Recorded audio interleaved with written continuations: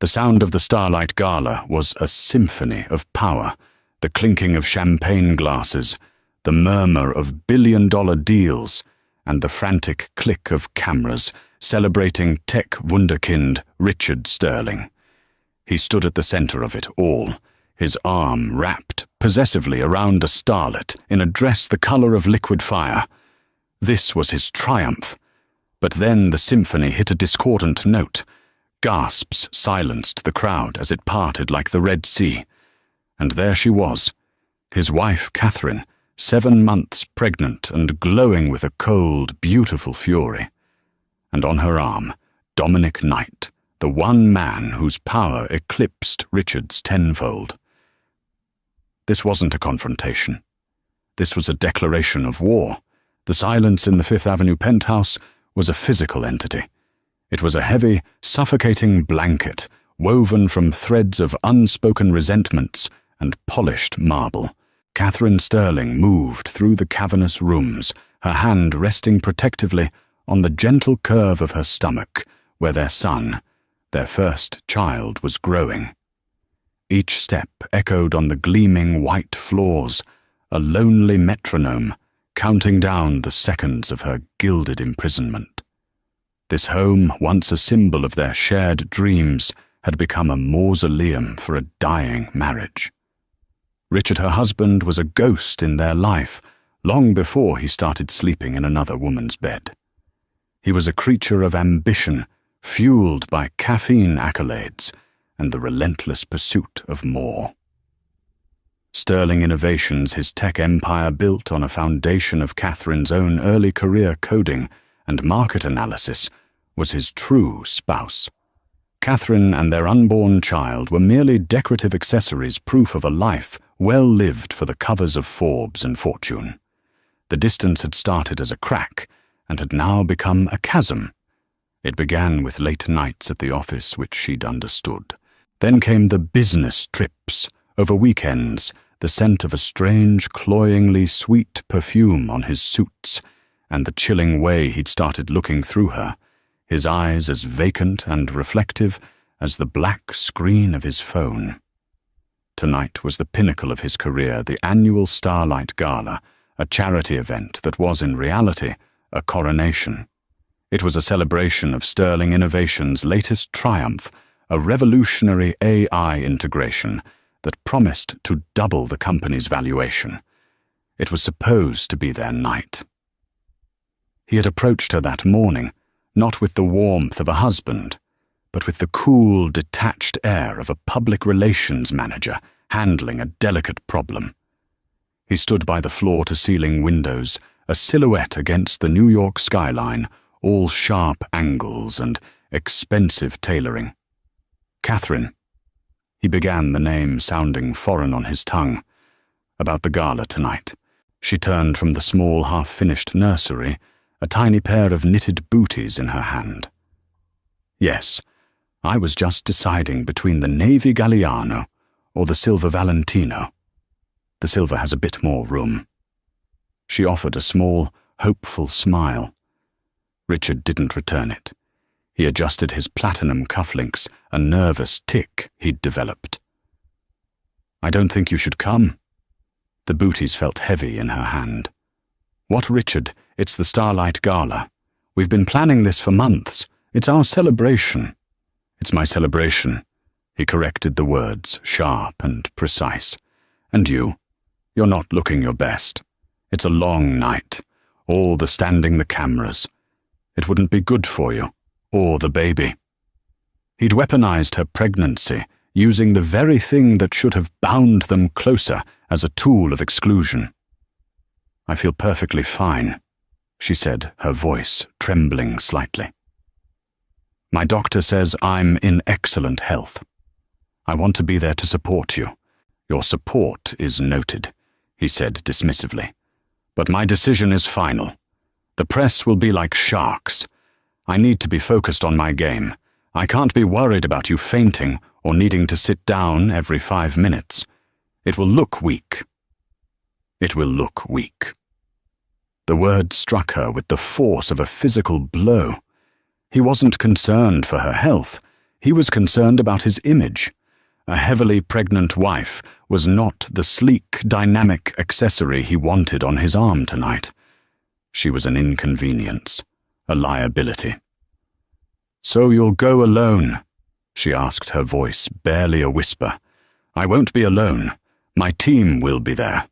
The board will be there," he said, walking towards the door, already mentally checked out of the conversation. "Just rest. Order in whatever you like. We'll celebrate properly when I get home." It was a lie, and they both knew it. He wouldn't be coming home not until the early hours of the morning, smelling of champagne and that same sickly sweet perfume. The door clicked shut behind him, and the silence rushed back in, louder and more profound than before. Catherine stood frozen in the nursery for a long time, the skyline blurring through the tears that finally fell. She looked around at the world she had helped build. The initial seed money for Sterling Innovations had come from her inheritance. The foundational algorithms had been based on her postgraduate thesis. She had been his partner, in every sense of the word, his confidant, his strategist, his cheerleader.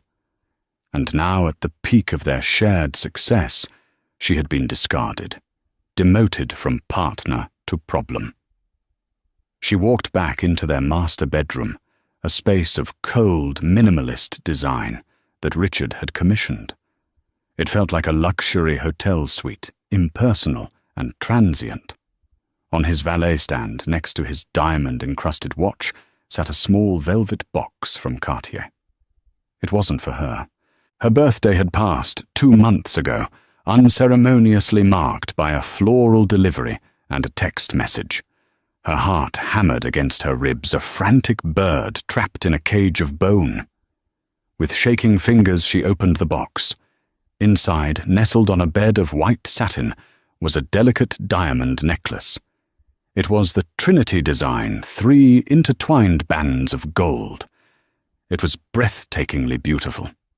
And hanging from the clasp was a small, almost microscopic tag. It was a gift receipt, tucked away carelessly. The name on the receipt was not Catherine Sterling. It was Crystal Vance.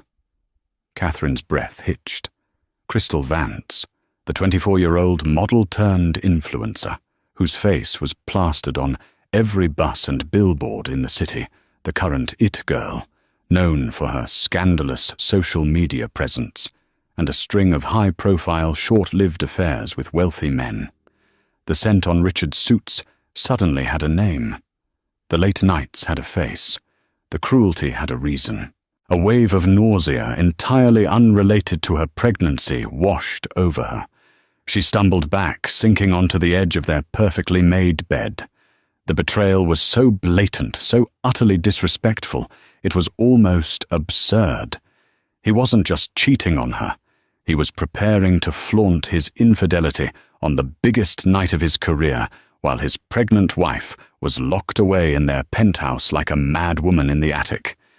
He thought she was weak, a fragile, hormonal creature to be managed and hidden away. He thought she would sit here, cry into a pint of ice cream, and wait for him to return with his flimsy excuses. A new feeling, cold and hard as steel, began to form in the pit of her stomach, displacing the grief. It was rage, a pure, clarifying anger that burned away the tears and the shock. He had underestimated her. He had forgotten who she was before she became Mrs. Sterling. He had forgotten the Davenport blood that ran through her veins, a lineage of quiet, determined strategists who never ever backed down from a fight. She would not be hidden. She would not be dismissed. She would not be a footnote in her own husband's success story.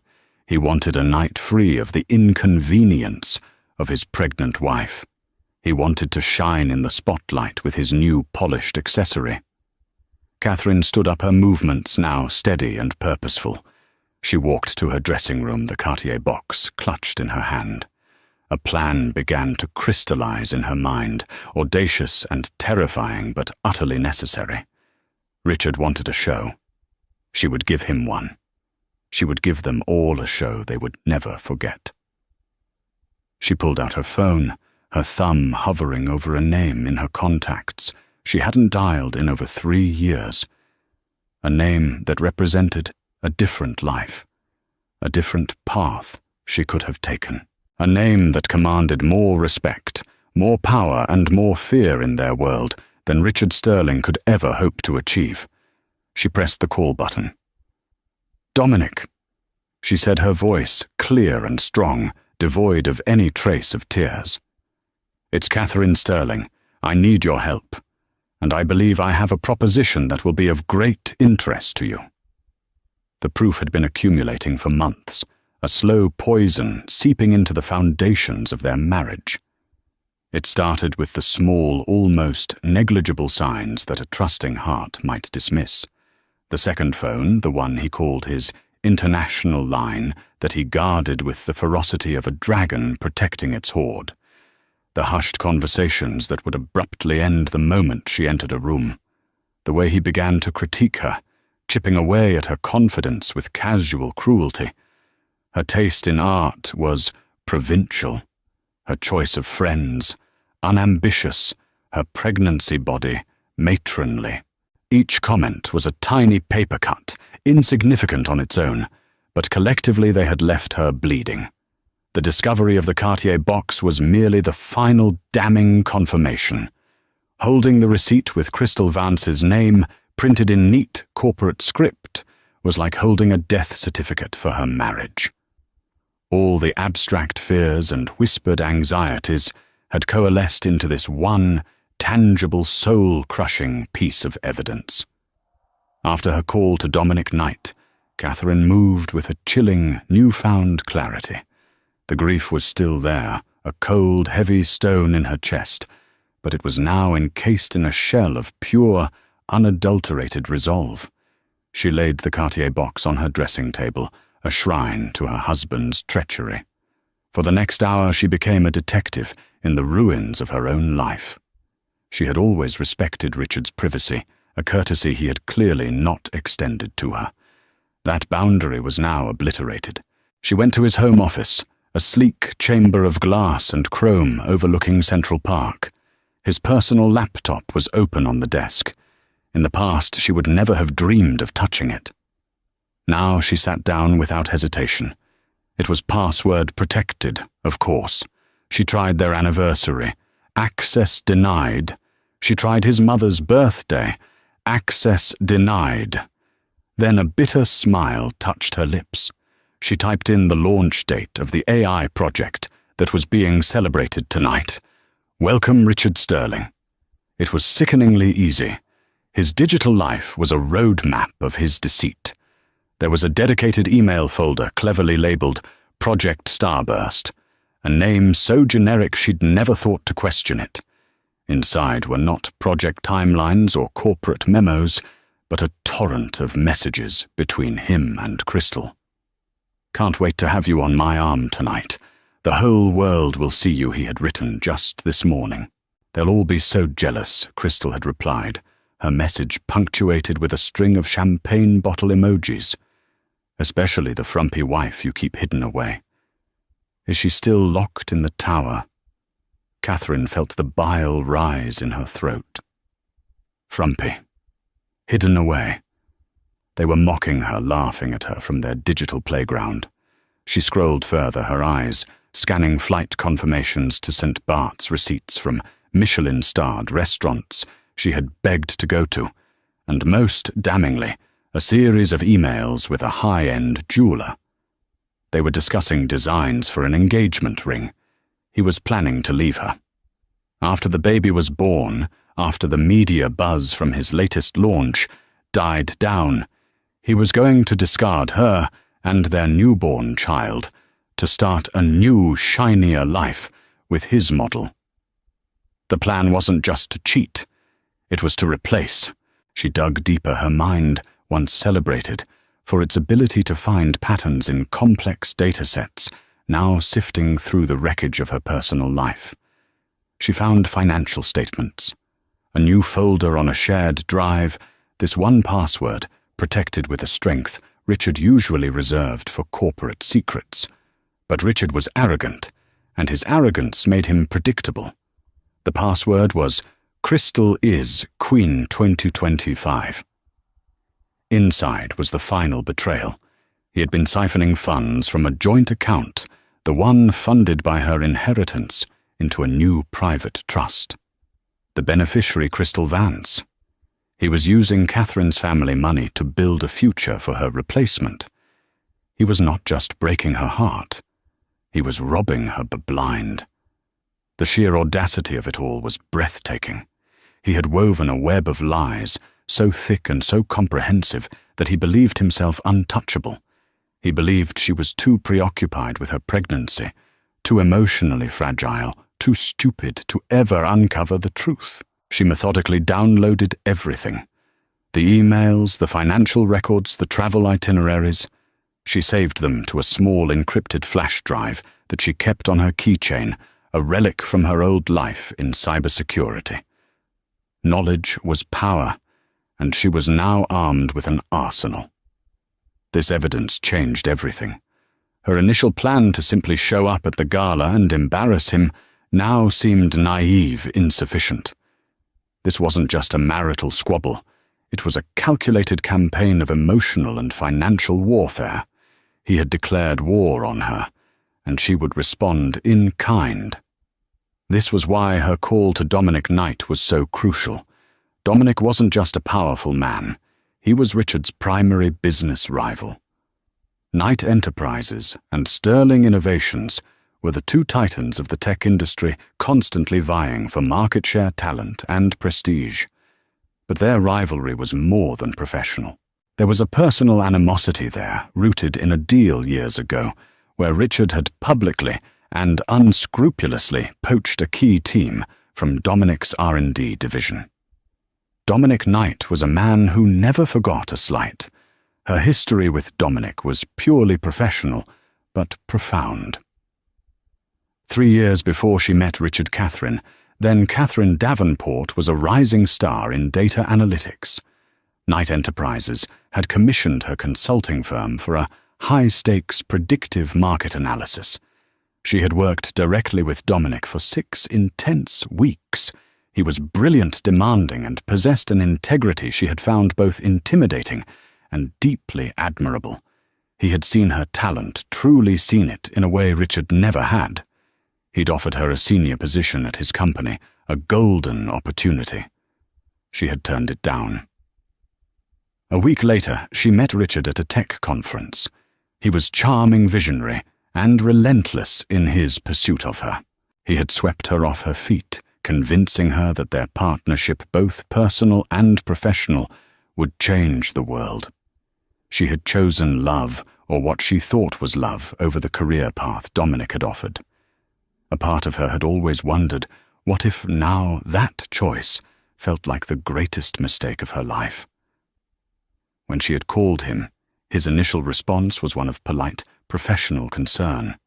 But as she laid out the situation, not as a scorned wife, but as a strategic asset, the tone of the conversation shifted.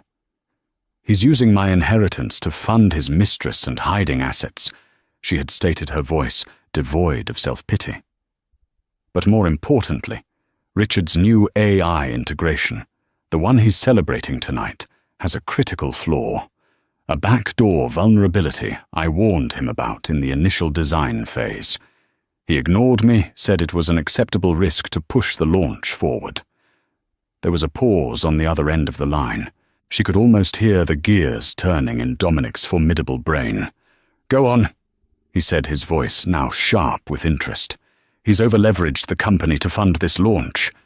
She continued, pacing the length of the vast living room. "He's counting on a flawless rollout to secure the next round of funding. If news of this vulnerability were to get out, especially from a credible source, his stock would plummet before the markets even open tomorrow. He'd be ruined." "And you are that credible source," Dominic finished for her. "You have the original design documents you authored." "I do," she confirmed. "I want to be there tonight, Dominic. I will not be the woman he hides. But if I go alone, I'm a tragic figure, a victim. The media will pity me. If I go with you, I'm a threat. I'm a queen arriving to reclaim her kingdom." The silence stretched for a moment longer. Then a low chuckle rumbled through the phone. It was a sound of pure predatory appreciation. "He called your pregnancy a liability that would make him look weak," Dominic mused, recalling what she had told him. "I think, Catherine, you are about to become his single greatest liability. My car will be there for you at 8 o'clock sharp. Wear something magnificent." The call ended. Catherine slipped the encrypted drive into her purse. The unveiling of the betrayal was complete. Now came the reckoning. The black Bentley, sleek and silent as a panther, pulled up to the curb precisely at 8 Morse p.m. It was an emissary from a world of real power, a stark contrast to Richard's flashy, custom-painted Lamborghini, a vehicle designed to scream for attention. Dominic Knight's car whispered it. Catherine had spent the preceding hours in a whirlwind of focused activity. The tears were done. The shock had hardened into a diamond-sharp resolve. She had called her personal lawyer a shrewd older woman named Ms. Albright and had her draw up immediate divorce and asset-freezing petitions ready to be filed the moment the markets opened in the morning. Every document she had downloaded from Richard's computer was now securely in her lawyer's possession. Then she had turned her attention to her own transformation. She had dismissed the stylist Richard employed, a woman who always dressed her in soft, muted pastels clothes that made her fade into the background. Instead, she went to the back of her cavernous closet, to a section that had been untouched for years. There she found what she was looking for, a gown she had bought for a gala she was supposed to attend with Dominic Knight 3 years ago, before she'd cancelled to go on her first date with Richard. It was a creation of deep, emerald green silk, a colour that symbolized rebirth and wealth. It was daring with a slash of a neckline that was elegant yet unapologetic, and it was masterfully tailored to drape over her 7-month baby bump, not hiding it, but celebrating it, framing it as a source of power and life. It was the dress of a queen, not a victim. She paired it with the Davenport emeralds, a family heirloom that her mother had given her jewelry that held more history and quiet dignity than anything Richard had ever purchased. When she descended in the private elevator to the building's lobby, the driver, a stoic man in a perfectly tailored suit, opened the door for her without a word, his expression unreadable but respectful. The interior of the Bentley was a cocoon of soft leather and polished burr walnut. The drive to the Metropolitan Museum of Art, where the gala was being held, was short. Dominic was waiting for her not inside the car, but on the sidewalk, standing just outside the cordon of press and onlookers. The sight of him caused a stir. Dominic Knight rarely attended these events. His presence alone was a news story. He was exactly as she remembered, tall and impeccably dressed in a classic black tuxedo that made him look less like a businessman and more like a statesman. His dark hair was threaded with distinguished silver at the temples, and his eyes, a piercing shade of grey, missed nothing. They held a glint of wry intelligence, and something else, a quiet, unwavering intensity. He turned as she stepped out of the car, and his eyes swept over her. There was no pity in his gaze, only a deep, profound respect that she realized she had been starving for. "Catherine," he said, his voice a low baritone that cut through the city noise. "You look magnificent. The colour of money, I thought." She replied, a small, wry smile touching her lips for the first time that day. He offered her his arm. "And revenge." His own smile was thin, but genuine. As she took his arm, she felt a current of solid, unshakable strength. It wasn't the volatile, performative power that Richard projected. It was the quiet, bedrock certainty of a man who had built an empire and had nothing to prove. Instead of heading straight for the red carpet, he guided her to a quiet spot by the fountain, shielded from the majority of the press. The flashes of cameras were a frantic, strobing backdrop to their conversation. "Are you ready for this?" he asked, his grey eyes searching hers. "Once we walk up those steps, there is no going back. The story will be written by them." He gestured towards the media scrum, "and we can only guide the narrative, not control it." "I am more than ready," Catherine said, her voice steady. "He made this public, not me. He chose this venue to humiliate me. He is the one who will have to live with the consequences of his own arrogance." "Good." Dominic nodded, a flicker of approval in his eyes. "My team is in place. I have 2 of the most influential business columnists from the Wall Street Journal and the Financial Times at my table. When you give the signal, I'll make sure they are listening." "The signal?" she asked. "Yes. Richard will undoubtedly cause a scene. He is a narcissist, and narcissists cannot stand to have their spotlight stolen. He will approach you. When he does, I want you to say one thing. Ask him, is Project Starburst secure? That's all. I will handle the rest." Project Starburst, the name of the email folder where he kept his love letters to his mistress. It was a perfect coded strike. To any outsider it would sound like a concerned business question. To Richard it would be a clear, unmistakable message: I know everything. "And the information about the backdoor vulnerability?" she asked. "My cybersecurity division is already running a quiet diagnostic on the public-facing code. They believe they have found the exploit you described. We won't leak it, not yet. We will let Richard sweat. Tomorrow Ms. Albright will file your petitions. At the same time, my acquisitions team will send a confidential low-ball offer to the Sterling Innovations Board to buy a controlling interest in the company, citing grave concerns about leadership stability and product integrity. We will present them with the evidence of his financial malfeasance and the security flaw. The board will be forced to choose: protect their CEO or protect their investment. I assure you they will choose their investment." Catherine's breath caught in her throat. This was more than she could have ever orchestrated on her own. He wasn't just helping her. He was mounting a full-scale corporate takeover, using her intelligence as the tip of the spear. "Why are you doing all of this, Dominic?" she asked, genuinely needing to know. "This is an enormous risk for you, too." He looked away for a moment, his gaze fixed on the magnificent floodlit facade of the museum. 3 years ago, I told you that your talent was being wasted. I offered you a chance to build something real. You chose him. I respected your choice, but I never respected the man. I despise bullies, Catherine, and I have a long-standing policy against allowing arrogant fools to control technology that has the potential to be world-changing. He is a liability to the entire industry. Removing him is not just good for you, it's good for business. He then turned back to her, his expression softening almost imperceptibly. And besides, he added, his voice quieter now, I am also a man who believes that loyalty and brilliance should be rewarded. You possess both. Consider this a long overdue job offer.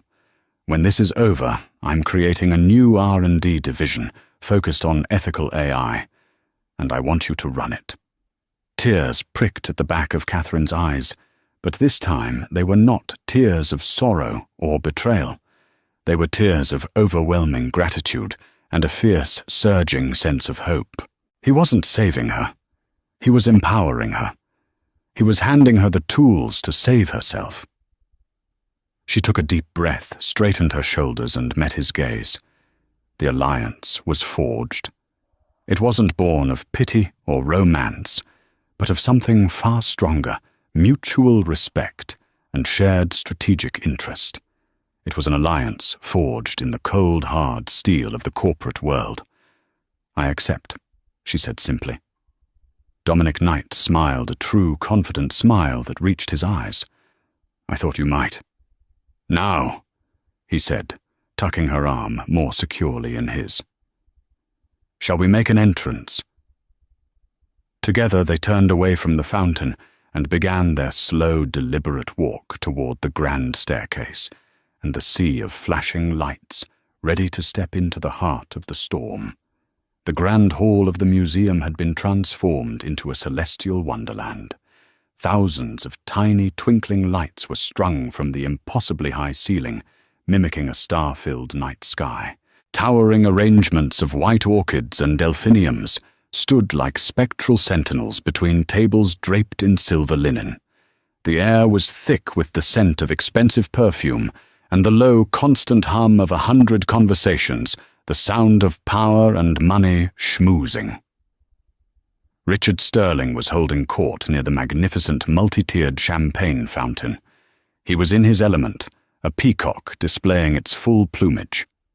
Dressed in a Tom Ford tuxedo with a velvet jacket, the color of midnight, he radiated an almost blinding aura of self-satisfaction. On his arm, Crystal Vance was a vision in fire engine red. The slinky, backless dress clung to her surgically perfected figure, and the Trinity necklace, Catherine's necklace, sparkled at her throat, a beacon of their shared treachery. They were the undisputed center of attention. Richard's booming laugh echoed through the hall as he accepted congratulations from fawning investors and nervous competitors.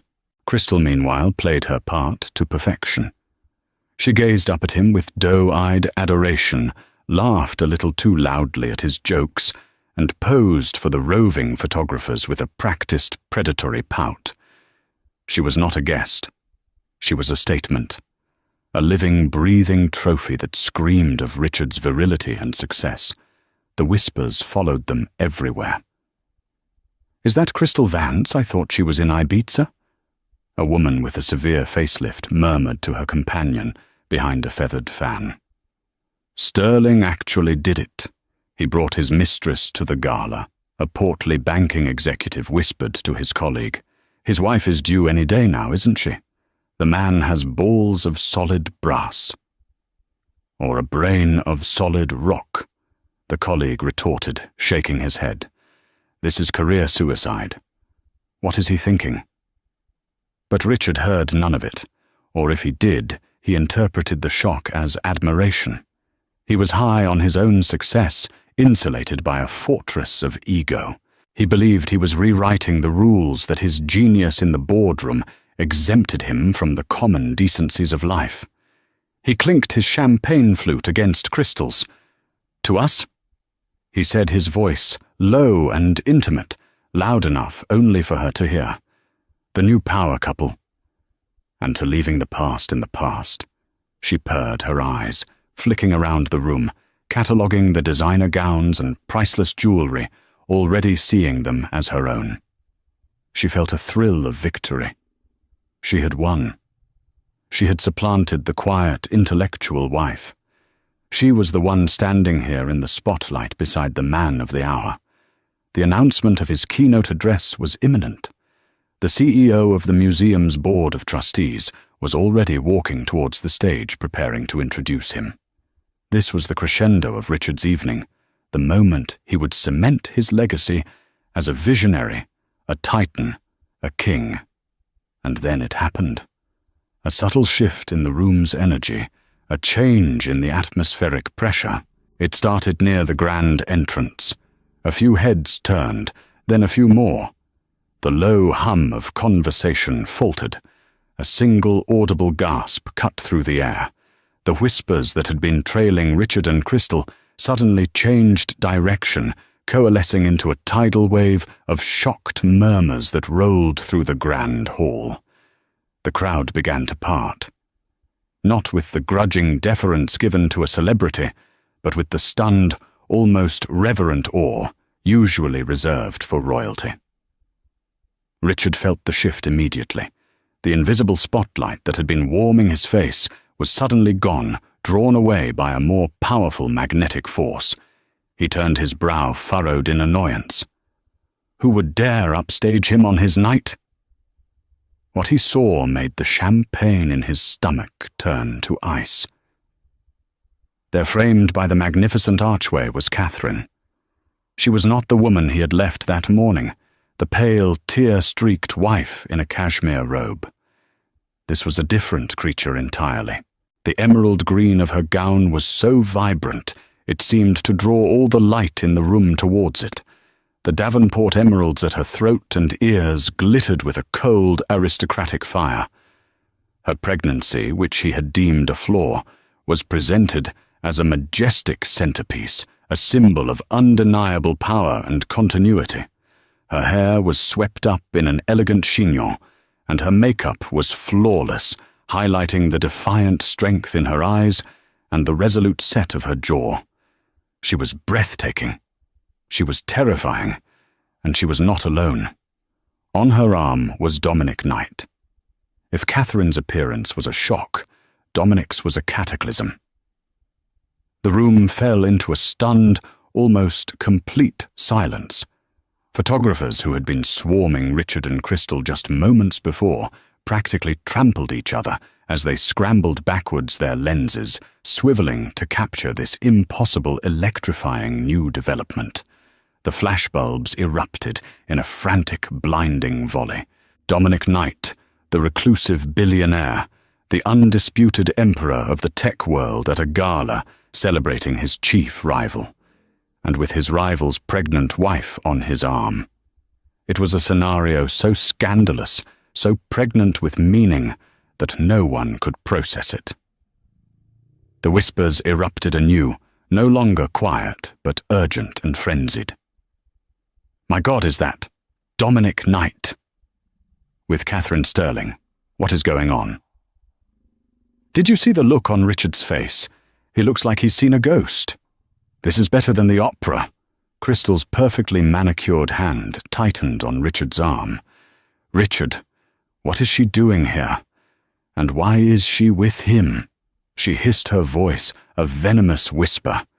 The adoration in her eyes had been replaced by a raw, naked panic. Her victory suddenly felt hollow, premature.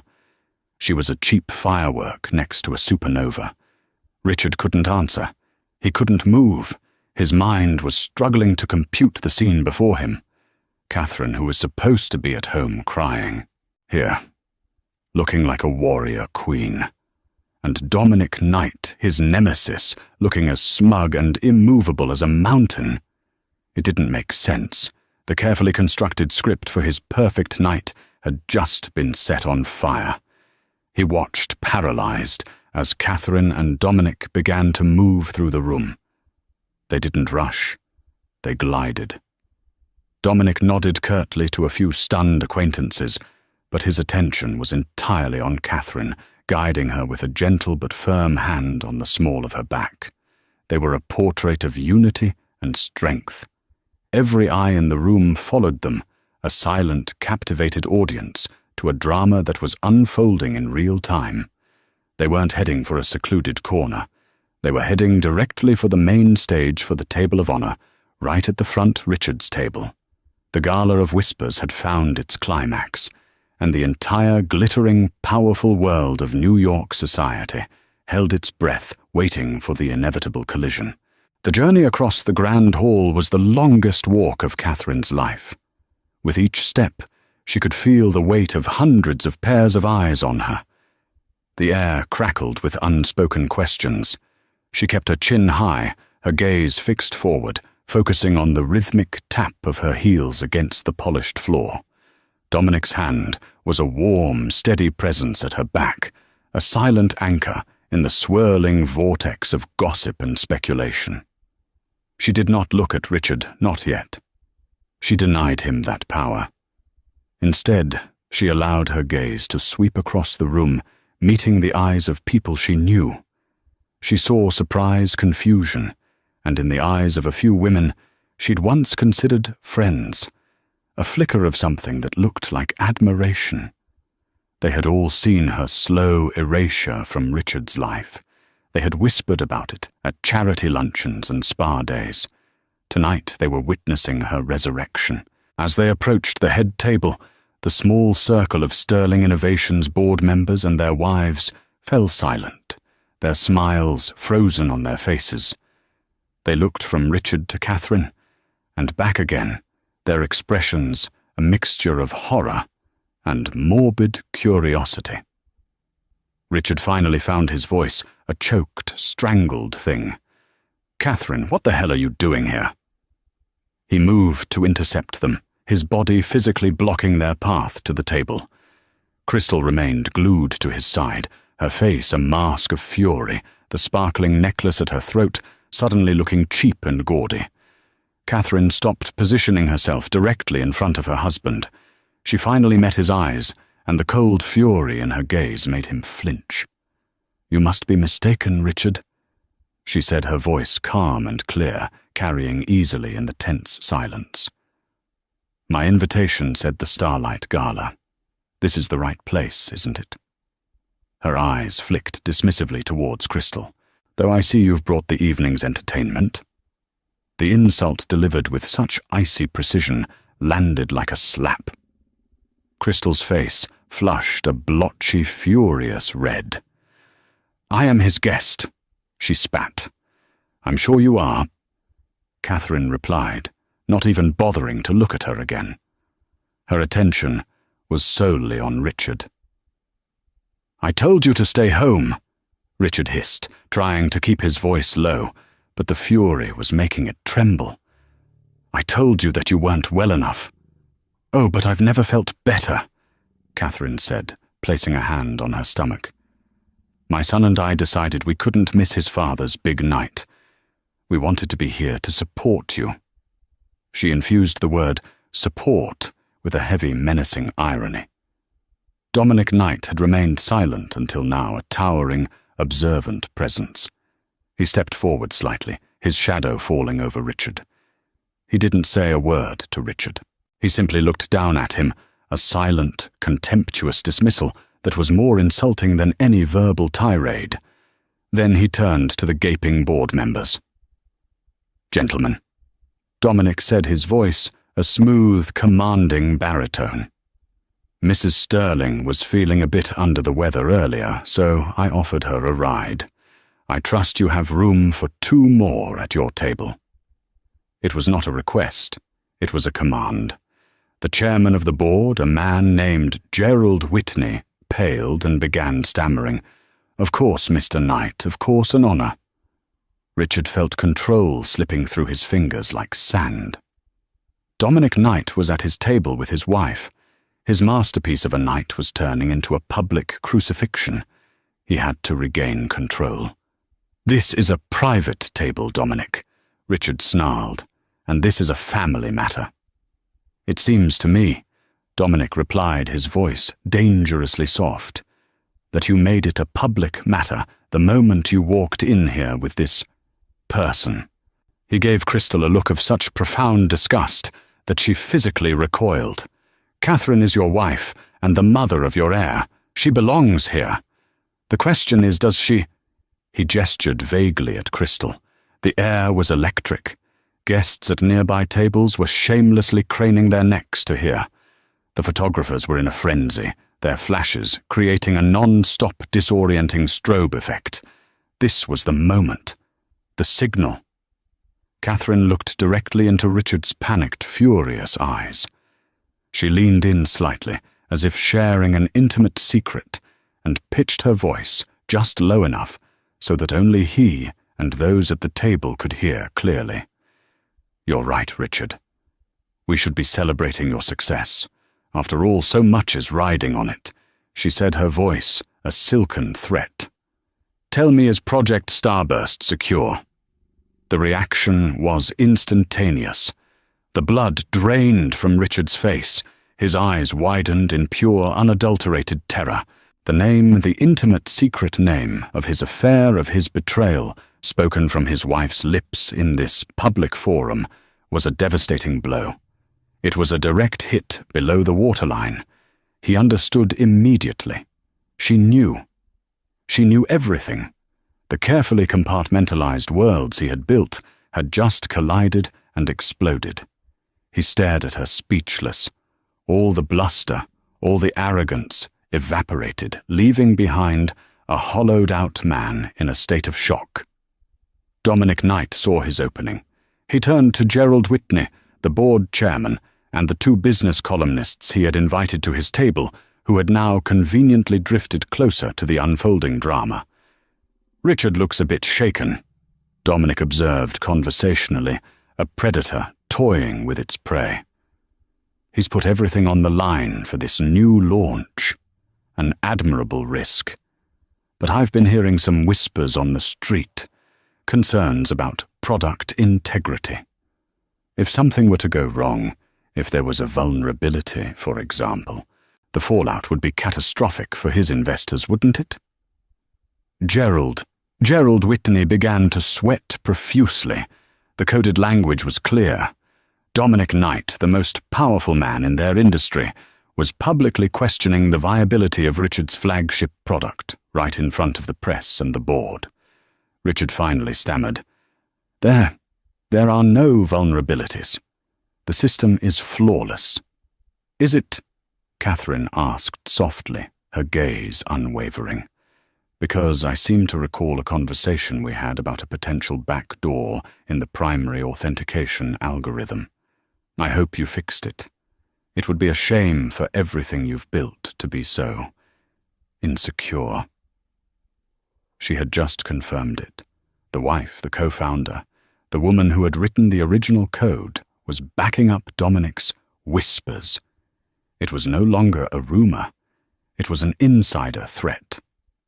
The grand entrance was complete. Catherine hadn't needed to scream or cause a scene. With just a few well-chosen words, she had eviscerated her husband's credibility, terrified his board, and planted a seed of doubt that would grow into a forest of financial panic. She had stolen his spotlight, not by being louder, but by being smarter. The announcer on stage, oblivious to the high-stakes drama, chose that exact moment to tap the microphone. "Ladies and gentlemen, if you could please take your seats. It is my great honor to introduce the man of the hour, the visionary CEO of Sterling Innovations, Mr. Richard Sterling." A smattering of confused applause rippled through the hall. Richard stood frozen, a deer in the headlights, the blood roaring in his ears. His big moment had arrived, but his kingdom was already crumbling around him. Richard Sterling's keynote address was a disaster. The confident, charismatic visionary the world expected was replaced by a stammering, sweating man who looked like he'd just witnessed his own funeral. He fumbled his notes, repeated himself, and his eyes kept darting nervously towards the head table, where Catherine sat with an expression of serene composure, occasionally murmuring something to Dominic Knight that would make him nod gravely. Every word Richard spoke about security innovation and a flawless future was rendered meaningless by the scene unfolding before the audience. The power in the room had shifted so palpably it was almost a physical force. It no longer resided with the man on the stage. It sat at the table with his wife and his rival. The whispers during the speech were no longer about his affair, but about the stability of his company. "Did you hear what Knight said? Vulnerability?" And his wife confirmed it. "She was his original programmer, you know. My fund has a 9-figure position in Sterling Innovations. I need to call my broker. Now." By the time Richard finished his truncated speech to weak, uncertain applause, the damage was done. Several high-profile investors were already slipping out of the gala, their faces grim as they furiously typed on their phones. Richard stumbled back to the table, his face ashen. Crystal, who had been left standing awkwardly by the champagne fountain, rushed to his side. "Richard, do something," she hissed. "They're all looking at us. She's ruining everything." But Richard barely heard her. He stared at Catherine, his expression a toxic cocktail of hatred and fear. "You," he seethed. "You did this to ruin me." Catherine took a delicate sip of her water. "No, Richard," she said, her voice cool and even. "You did this to yourself. I'm just here to make sure the truth has a spotlight, too." Dominic Knight stood up a signal that their part in the evening was over. "Catherine, I believe we've seen enough. I'll have my driver take you home." He then looked down at Richard, his eyes glinting like chips of ice. "Enjoy what's left of your evening, Sterling. I suspect you have a busy day ahead of you tomorrow." With that, he and Catherine turned and walked away, leaving a crater of chaos in their wake. Their exit was as powerful as their entrance. They had not come to plead or to fight. They had come to deliver a message, and with their mission accomplished, they simply left. The moment they were gone, the table was descended upon by the two business columnists. "Mr. Sterling, can you comment on the security concerns raised by Mr. Knight? Is it true your wife, a co-founder, warned of a fatal flaw in your new AI?" Richard pushed past them, grabbing Crystal's arm and dragging her towards the exit. "No comment," he yelled, his composure completely shattered. The gala his coronation had become his public humiliation. The flashbulbs followed him out, not capturing a triumphant CEO, but a panicked man fleeing the scene of his own downfall. The fallout was immediate and brutal. The first pre-market trading indicators from the Asian markets showed Sterling Innovations stock in a nosedive. By the time the New York Stock Exchange opened at 9:30 a.m., it was a bloodbath. The stock plunged over 40% in the first hour, wiping out billions of dollars in market capitalization. At 9:35 a.m., Ms. Albright filed the divorce petition, citing infidelity and financial fraud. Simultaneously, she filed an emergency motion to freeze all of Richard and Catherine's joint assets, effectively cutting him off from the fortune he had been using to fund his affair. At 10:00 a.m., the Sterling Innovations Board of Directors received a formal confidential offer from Knight Enterprises. The offer was to acquire a 51% controlling stake in the company at a fraction of its value from the previous day. The offer was accompanied by a discreet but detailed dossier compiled by Dominic's team and featuring Catherine's evidence. It laid out Richard's embezzlement from joint accounts and provided a preliminary technical report on the backdoor vulnerability in the new AI system. The message was clear: your CEO is a fraud, and your flagship product is compromised. Your stock is in freefall. We are your only way out. Richard was in his office, frantically screaming at his PR team, when Gerald Whitney and two other board members walked in without knocking. Their faces were grim. "Richard, we need to talk," Gerald said, his voice heavy. "Talk. We need to issue a statement. We need to sue Knight for market manipulation. We need to destroy her." Richard raged, pacing like a caged animal. "No, Richard," Gerald said, placing the Knight Enterprises offer on his desk. "What we need is your resignation, effective immediately." Richard stared at the document, his mouth agape. "My resignation? This is my company. You can't do this." "We can and we are," another board member said coldly. "You have exposed this company to catastrophic financial and reputational risk. You lied to us about the integrity of the AI, and you have become a public relations nightmare. The board has held an emergency vote. We are accepting Mr. Knight's offer. It's the only way to stabilize the stock and save the company from complete collapse." The power play was complete. It had been executed with the swift, ruthless precision of a military strike. Catherine's inside knowledge, combined with Dominic's corporate power, had created an unstoppable force. Richard had been so focused on the personal betrayal that he had completely failed to see the professional checkmate until it was too late. He had been outmaneuvered at every turn. Later that day, a broken and defeated Richard returned to the Fifth Avenue penthouse to find the locks changed. A stoic security guard handed him a box containing a few personal effects and a legal notice informing him that he was barred from the premises pending the divorce settlement. He tried to call Crystal. Her phone went straight to voicemail. He checked her social media. Her feed, once filled with fawning pictures of him and his gifts, had been scrubbed clean. There was a new post, a picture of her at the airport captioned, "Off to new adventures, so important to cut toxic people out of your life. Self-care new beginnings."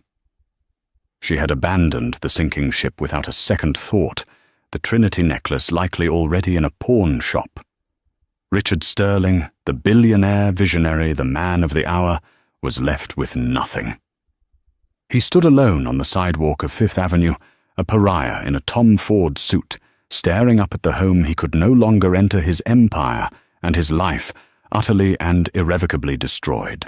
6 months later, Catherine Davenport stood in her corner office at Knight Enterprises, watching the first snow of winter dust the skyline.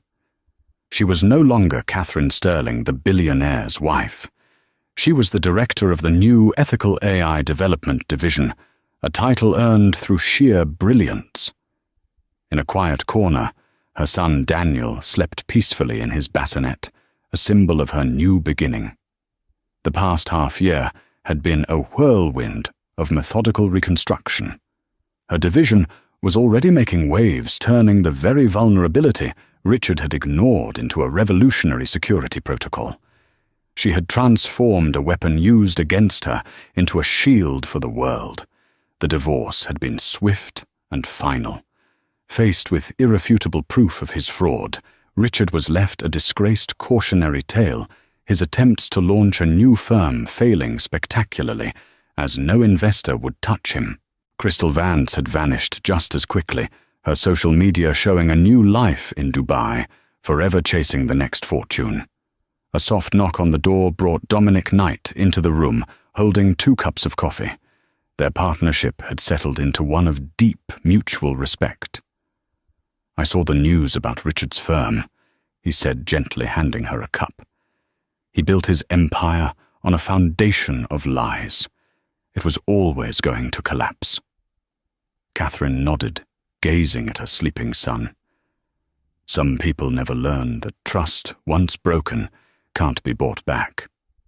She turned to Dominic, her expression sincere. "Thank you for everything, for believing in me." He met her gaze, his own eyes filled with admiration. "Catherine, I didn't save you. I just opened the door. You were the one who had the courage to walk through it, to build all of this." She smiled, a genuine, radiant smile that reached her eyes. She looked from Daniel's peaceful face to the sprawling city outside a city that was once her prison and was now her kingdom. The future was unwritten, but for the first time in a very long time, she knew with absolute certainty that she was the one holding the pen. So what's the real takeaway from Catherine's incredible story? It's a harsh reminder that in the world of the ultra-wealthy, love and business can become a brutal battleground, and a public image is a weapon that can be turned against you in a heartbeat. Catherine didn't just get revenge, she executed a flawless corporate and personal coup. She proved that the greatest power isn't money or fame, but intelligence, strategy, and the courage to reclaim your own narrative. She turned her deepest wound into her greatest victory, reminding us all that the person you underestimate is often the one you should fear the most. Do you think Richard got what he deserved? What would you have done in Catherine's position? Let us know your thoughts in the comments below. If you were on the edge of your seat through this whole saga, make sure to hit that like button. Share this story with someone who loves a tale of epic payback, and please subscribe to our channel for more real-life dramas that are wilder than any movie. Click that notification bell so you never miss an update.